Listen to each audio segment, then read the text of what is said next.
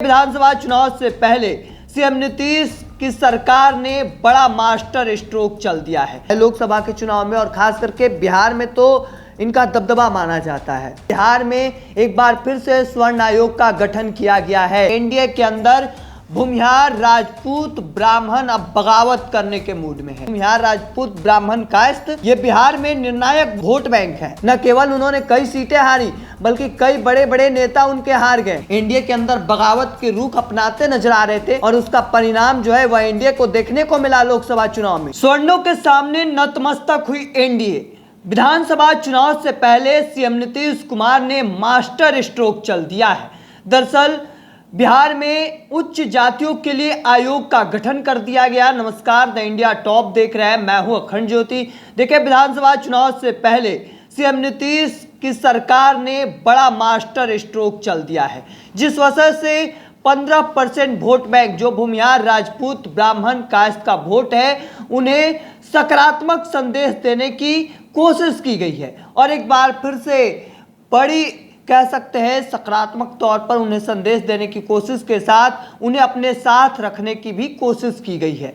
इस बात से समझिए कि 2024 में जब लोकसभा के चुनाव होते हैं, उसके बाद जब परिणाम सामने आते हैं और चर्चा की जाती है, तो ऐसे में इस बात की भी जानकारी निकलकर सामने आती है कि एनडीए के अंदर भूमिहार, राजपूत, ब्राह्मण अब बगावत करने के मूड में है। और यही बड़ी वजह है कि जहानाबाद की सीट भी गंवानी पड़ी थी, जहां पर भूमिहारों ने सीधे तौर पर बगावत कर दिया था एनडीए से। और ऐसे में अब उन्हें साथ रखने की कोशिश जो है वह की जा रही है। न केवल ये चीज़ जहानाबाद बल्कि बिहार के कई अलग अलग क्षेत्रों में स्वर्णों ने एनडीए का साथ छोड़ दिया था लोकसभा चुनाव में, और ऐसे में उन्हें साथ रखने की कोशिश जो है वह की जा रही है। और देखिए, हम आपको बता दें कि 15% वोट बैंक को साथ लाने की कोशिश इस वजह से भी की जा रही है क्योंकि ये जो चार जातियां हैं, भूमिहार, राजपूत, ब्राह्मण, कायस्थ, ये बिहार में निर्णायक वोट बैंक है।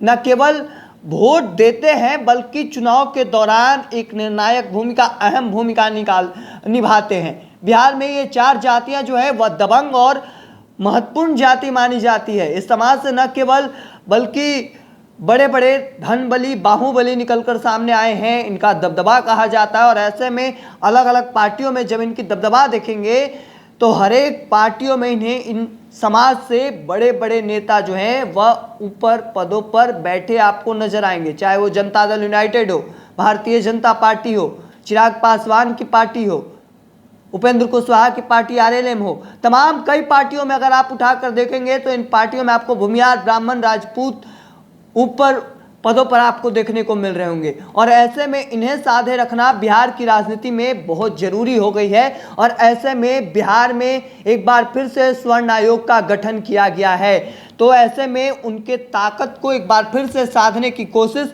एनडीए कर रही है। एनडीए कभी नहीं चाहती है कि जो स्वर्ण समुदाय है वह हमें साथ छोड़े, क्योंकि जिस तरीके से एनडीए के अंदर बगावत के रुख अपनाते नजर आ रहे थे और उसका परिणाम जो है वह एनडीए को देखने को मिला लोकसभा चुनाव में। न केवल उन्होंने कई सीटें हारी बल्कि कई बड़े बड़े नेता उनके हार गए। बड़े बड़े मगध और शाहाबाद के क्षेत्र में कह सकते हैं एनडीए पूरी तरीके से साफ हो गया। तो क्या न केवल एक कारण है बल्कि उसके कई कारण हैं।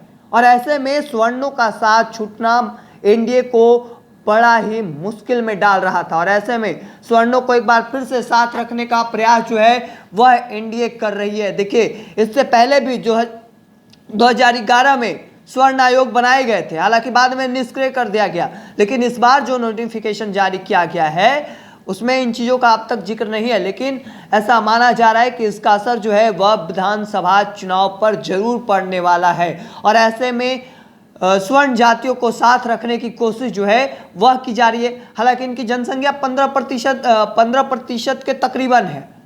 हालांकि न केवल ये 15% अपने आप में है बल्कि इसके अलावा भी काफ़ी कुछ निर्णायक भूमिका निभाते हैं विधानसभा चुनाव में।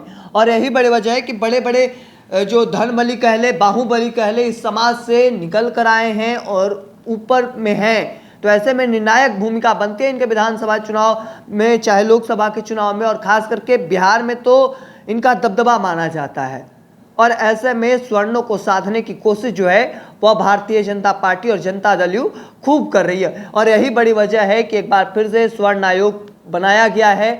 महाचंद्र प्रसाद सिंह को उन्हें अध्यक्ष बनाया गया स्वर्ण आयोग का। और ऐसे में स्वर्ण आयोग कि जो महत्वपूर्ण काम रहेंगे उनके, यानी स्वर्णों का हितों की रक्षा करना, जो समाज के अंदर समस्या है स्वर्णों के लिए पहल करना, इस आयोग का काम रहेगा। लेकिन यह भी देखना दिलचस्प रहेगा कि आखिर स्वर्णों के लिए यह आयोग कितना काम करता है। तमाम चीज़ें जो है वह देखना दिलचस्प रहेगा। हालांकि हमने आपको बताया कि क्या बिहार में स्वर्णों का कितना ताकत है और क्या अंदाजा है और क्यों भारतीय जनता पार्टी साधने की कोशिश कर रही है। तब तक के तमाम हर अपडेट को देखते रहने के लिए इंडिया टॉप देखते रहें। धन्यवाद।